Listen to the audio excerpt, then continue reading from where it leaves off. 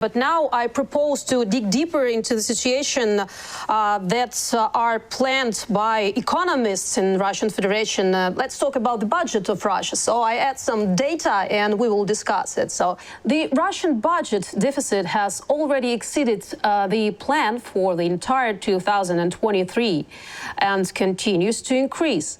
According to the results of January-April, it amounted to a record 3.4 trillion rubles. Although in autumn, the Russian authorities plans that for the whole year, the figure would be significantly less. It's 2.9 trillion. The situation is worsening amid rising spending on the war against Ukraine, as well as a decline in oil and gas revenues. They have decreased by 52% compared to 2022. To cover the deficits, the government uses funds from the National Welfare Fund. They, according to economists, are likely to be enough for the next couple of years, but the authorities will have to cut other expenses or borrow from the population. So my question is, how soon will the money for the war run out of Russia? And actually, we are talking about the Russian economists. So, Alexander, they are saying or prognosing that they will cover these budget gaps from the rest. My question is, from what remains or from what rests, from what sector of the economy they will take this money, and which sector will suffer the most?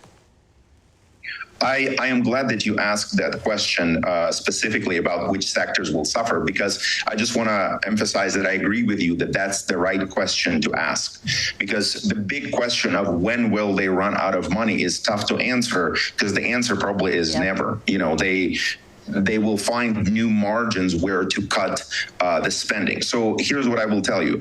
I think that they will cut the spending. I don't know which specific sectors, but I can tell you what those sectors are so you can understand the mechanism of where this will have to be to come from. It will be, my guess is that there will be the least concentrated sectors, so that the sectors don't have a strong political presence in Kremlin and don't have strong oligarch ownership.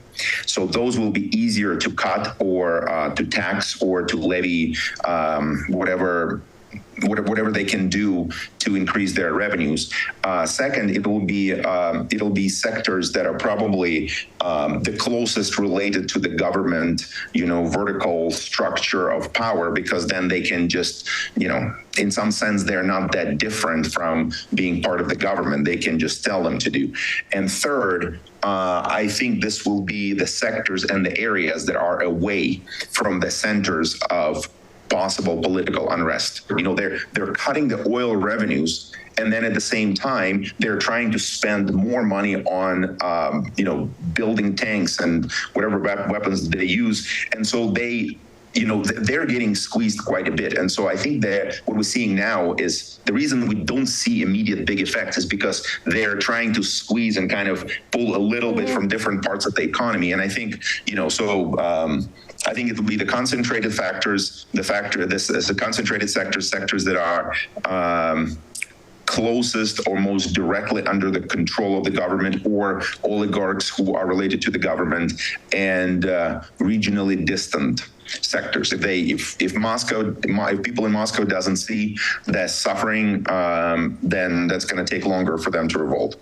I see. But you reminded about the energy prices, and I want to add some more information about this. It's interesting. In total, high energy prices in 2022 brought the Russian Federation an additional $227 billion. So how do you think these amounts will be helpful?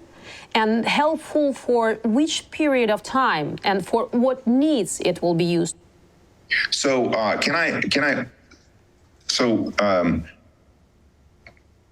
the number that came in, so remember, the number is still lower than what they were getting before.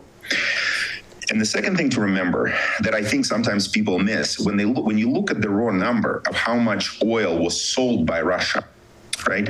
One of the important things that we shouldn't overlook is that the cost of production of oil in Russia is higher than anywhere else in the world. So when we say that Russians, for example, are pumping more oil and they're charging lower prices because of the cap, which came in, the numbers that you quoted wouldn't include fully the effect of the price cap because it wasn't fully active at the time. But now, when the price cap is squeezing their revenues, it's being squeezed against a much higher base, which is the cost of how expensive is it to pull oil out of the ground.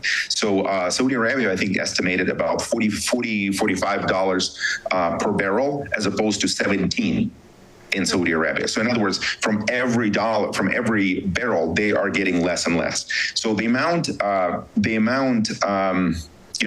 they're getting, so it might be a little misleading because remember, it's not, that money doesn't go directly into the budget that can pay for their military expenditures to finance the war.